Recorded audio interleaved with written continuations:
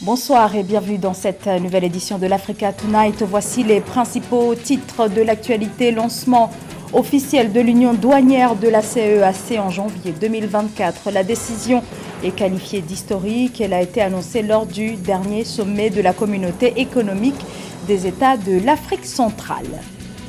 Les femmes en politique, un long chemin avant d'atteindre la parité. Où en est le Sénégal dans ce domaine? Le pays a voté en 2010 une loi qui impose la parité absolue. Nous ferons le point dans ce journal. Ratification au Togo de l'accord de coopération sur l'éco, future monnaie des pays de la CEDEAO, ceux qui ont pour actuelle devise le franc CFA. La capitale gabonaise, Libreville, a abrité samedi dernier le sommet de la CEAC, la communauté économique des États de l'Afrique centrale, 23e session ordinaire de la conférence des chefs d'État et de gouvernement. L'avenir de la communauté économique des États de l'Afrique centrale était à l'ordre du jour et parmi les mesures phares annoncées, il y a le lancement officiel de l'union douanière en janvier 2024, un dispositif qui pourrait permettre de renforcer le commerce entre les pays de la sous-région. Marie-Raphaël Antolo. La mise en place effective de l'union douanière des États de l'Afrique centrale d'ici à janvier 2024, envisagée pour faciliter l'intégration commerciale au sein de la région, a été prescrite par les chefs d'État et de gouvernement à la commission de la communauté économique des États de l'Afrique centrale lors du sommet de Libreville le 1er juillet. La rencontre a également permis aux chefs d'État et de gouvernement de la CEAC d'examiner le fonctionnement de l'institution et de faire la revue de la situation politique sécuritaire au premier semestre 2023. La conférence a instruit la Commission d'accélérer la mise en œuvre de la décision numéro 17 CCAC-CCEG 1921 relative à la personnalisation de la zone de libre-échange de la communauté économique des États de l'Afrique centrale. Elle a également instruit la Commission d'œuvrer pour le lancement effectif de l'union douanière de la communauté économique des États de l'Afrique centrale à partir de janvier 2024. Au cours de cette session, les chefs d'État et de gouvernement ont également examiné et validé les règlements intérieurs des organes et institutions de la communauté, les protocoles annexes aux traités révisés de la CEAC relatifs au Parlement, à la Cour de justice et à la Cour de compte de la communauté, ainsi que les textes d'application du règlement financier révisé de la CEAC relatifs aux règles budgétaires et comptables et à la comptabilité générale et au plan de compte général de la CEAC. La conférence a félicité la Commission pour les avancées réalisées dans la mise en œuvre des projets d'infrastructures régionales. Elle a exhorté les États membres à mobiliser les fonds de contrepartie nécessaires à la réalisation des études de faisabilité des projets matures. Cette conférence a également été l'occasion pour la République centrafricaine et le Gabon de signer un accord de coopération militaire ouvrant des voies pour une meilleure collaboration entre pays de l'Afrique centrale, soulignant que la CEAC est constituée par le Gabon, l'Angola, le Burundi, le Cameroun, la République centrafricaine, la Guinée équatoriale, la République démocratique du Congo, le Rwanda, Sao Tomé et Principe et le Tchad. Les questions sécuritaires ont aussi été abordées lors de ce sommet sous-régional. Et pour des pays comme le Gabon et la Centrafrique, il est impératif de renforcer la coopération régionale. Les deux pays ont ainsi signé un accord de coopération militaire. Cette entente concerne des domaines tels que les exercices militaires ou encore l'échange d'expertise. Marie-Raphaël Antolo. En marge de la 23e session ordinaire de la conférence des chefs d'État et de gouvernement de la Commission économique des États de l'Afrique centrale, tenue à Libreville au Gabon le 1er juillet 2023, les ministres de la Défense du Gabon félicités Ongouri Ngoubili et de la République centrafricaine Ramo-Claude Biro ont signé un accord de coopération militaire.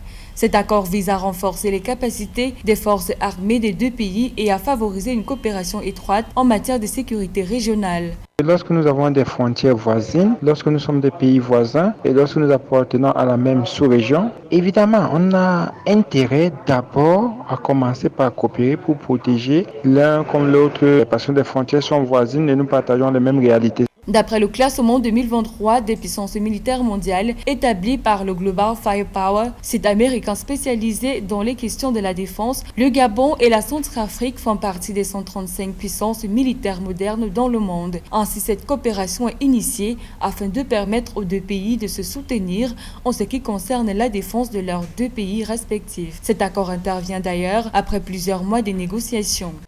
Ça aura un impact, ça aura une incidence positive.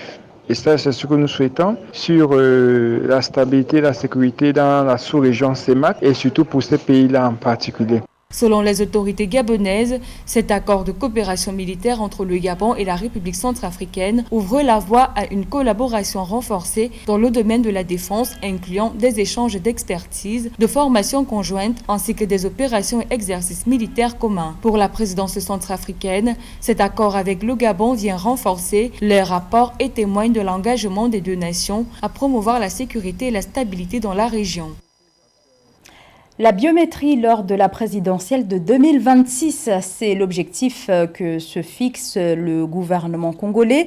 Annonce faite par le Premier ministre Anatole Koliné-Makosso. Ce dispositif est réclamé depuis des années par l'opposition, mais quelques réserves quand même du côté de la Fédération de l'opposition congolaise, pour qui l'expérimentation de la biométrie à la prochaine élection présidentielle devrait être précédée d'un débat entre tous les acteurs politiques sur cette question donc de l'introduction de la biométrie dans ce pays. Le Congo-Brazzaville régulièrement marqué à chaque élection par des soupçons de vote multiples ou de bourrage d'urnes et autres irrégularités. Malgré une percée dans certains pays africains, le nombre de femmes présentes dans les sphères politiques reste inégal sur le continent. La participation des femmes au processus politique reste encore très faible dans de nombreux pays. Dans d'autres, il y a des progrès significatifs, à l'instar du Sénégal où une loi de 2010 exige la parité absolue, mais celle-ci n'est toujours pas effective. Marcel Kouassi. Au Sénégal, l'émancipation et l'inclusion des femmes font partie des défis majeurs au processus de développement de cet État ouest-africain. Ces dernières années, le Sénégal a réalisé des progrès majeurs dans l'élargissement de l'accès des femmes à l'éducation. Selon les statistiques, le taux d'achèvement chez les filles a augmenté à 65%, contre 55% chez les garçons sur la période 2016-2020. Selon l'ex-première ministre du Sénégal, l'émancipation des femmes au Sénégal passe inévitablement par l'éducation. Je prends un pays comme le mien, le Sénégal. À l'examen d'entrée en 6e cette année et depuis 2 ans, il y a plus de filles qui passent le concours d'entrée en 6e que de garçons. Pourtant, il y a autant de garçons que de filles dans le pays. C'est extraordinaire parce que moi, quand je commençais l'école, je crois que les filles étaient scolarisées peut-être à 20%. Et qu'aujourd'hui, elles constituent plus de la moitié des effectifs, ça veut dire que beaucoup de progrès ont été faits, notamment au niveau des mentalités, au niveau des infrastructures, etc. Et ça, c'est un progrès fondamental, parce que je considère que l'émancipation commence par l'éducation. C'est très, très important. Concernant les droits politiques des femmes au Sénégal, des avancées ont été faites, situant ainsi le nombre de femmes élues au Parlement sénégalais à 48% en 2022, contre 22% en 2009. L'ex-première ministre apporte des précisions. Au Sénégal, tous les postes électifs de droits et d'obligations, c'est du 50%, 50%. À l'Assemblée nationale, les femmes sénégalaises représentent 48%, parce qu'il y a des partis qui ont eu seulement un seul député, et généralement c'est un homme. Il reste le grand... Bon, et d'ailleurs, il faut également avancer vers la parité sur les postes nominatifs. Parce qu'autant le Sénégal, vous avez une parité à l'Assemblée nationale sur les postes élus parce que c'est une exigence de la loi, autant malheureusement dans le dernier gouvernement, la portion et la proportion des femmes s'est effondrée. Donc il faut une loi qui rende obligatoire que le gouvernement soit fait à 50% de femmes, 50% d'hommes, et que pour tous les postes nominatifs, que ce soit le cas dans les conseils d'administration, etc. Ça, c'est important et c'est la loi qui peut le fixer. Donc, même dans ce domaine-là, de la participation, il y a des progrès à faire. Depuis son accès à l'indépendance, le Sénégal se veut être un État dans lequel l'égalité hommes et femmes est codifiée, un État dans lequel les valeurs démocratiques tels que la liberté d'expression, l'égalité de chance, l'égal accès aux emplois civils et militaires, l'égal accès aux besoins fondamentaux prennent en compte l'aspect de ces libertés associées aux femmes. Le Togo ratifie l'accord de coopération entre les gouvernements des États membres de l'UEMOA, l'Union économique et monétaire ouest-africaine.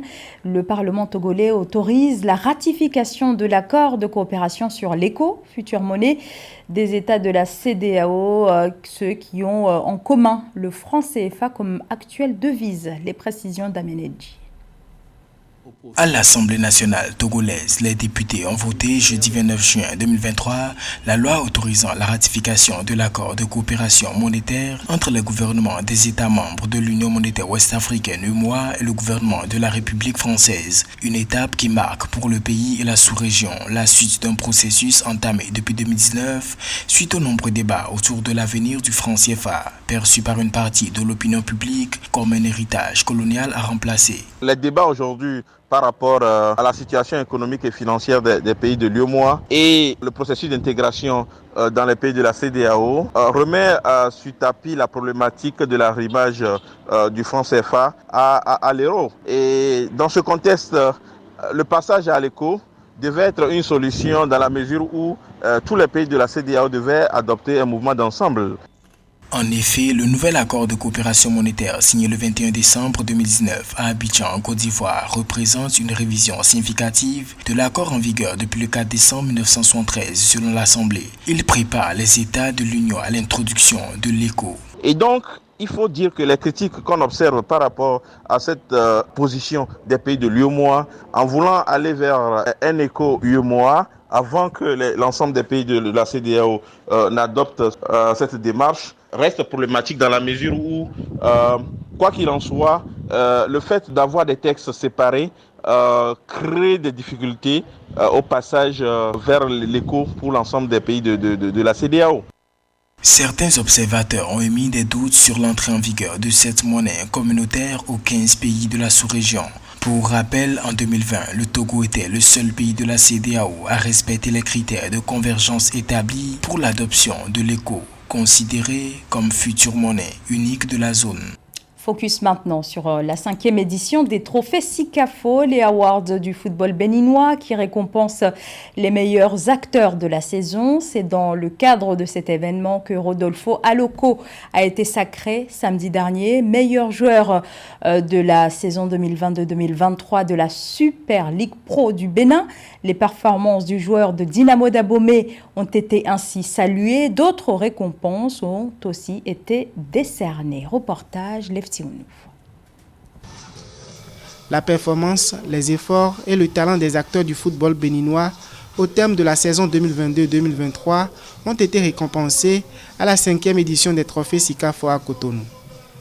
Sur les 30 nominés dans les 10 catégories, 21 awards du football ont été décernés aux lauréats. Chez les femmes, Valentine Clotoué, milieu défensif capitaine de Sam Nelly FC, championne du Bénin, a été élue meilleure joueuse. L'attaquant Adam Ramzi de Jeffa FC a remporté 2 awards, celui du meilleur buteur et meilleur joueur de la Ligue Pro Suite chez les hommes. Il a marqué 16 buts, dont 7 pour la Ligue Pro et 9 pour la Pro Suite. J'ai donné tout mon cœur dans ce boulot et je suis sûr que c'est ça qui est en train de payer. Et je promets que je peux faire encore plus mieux par la grâce de Dieu dans le temps. Pour être ici, c'est Dieu qui a voulu. C'est Dieu qui a voulu. Bon. Et mes coéquipiers et moi, comme j'avais dit, je n'ai pas fait sans eux, quoi. Dans la catégorie des internationaux, Tosin Aegoun de FC Zurich a été lauréat du trophée du meilleur guépard à l'étranger. Avec 24 buts marqués cette saison, Michael Poté, évoluant à Magoka Turk Goukou, Chypre du Nord, a remporté le trophée du meilleur buteur à l'étranger. Un prix spécial a été décerné au président de la République, Patrice Talon, en tant que meilleur acteur au développement du football. Ces 22 stades avec des terrains synthétiques, c'est extraordinaire pour pouvoir avoir un football de haut niveau. Maintenant, c'est nécessaire, mais ce n'est pas suffisant. Il faut maintenant qu'au niveau de la fédération, on travaille sur la formation des cadres, il faut qu'on travaille sur la formation des jeunes, qu'on organise les compétitions de jeunes. En dehors de SICAFO, qui est une soirée de distinction, match de gala, nous militons également pour les œuvres sociales. Nous militons également pour le partage de joie, le partage de bonheur. Et à la fin de chaque édition, de chaque soirée, nous choisissons un orphelinat vers qui nous nous dirigeons pour faire ces dons-là. Et c'est également le cas pour la 5e édition. Rodolfo Aloko de Dynamo Dahomey a été sacré meilleur joueur de la Super League Pro. Le trophée de meilleur espoir du football béninois a été décerné à Junior Olaïtan de Niort. Le Burkinabé Razak Bénin de Coton FC a reçu le prix du meilleur joueur étranger de Super League Pro. A noter que son club Coton FC est champion du Bénin et aussi qualifié pour la phase préliminaire de la Ligue des champions de la CAF. C'était le journal de la rédaction. Merci à vous tous de nous avoir suivis. L'information continue sur Africa 24.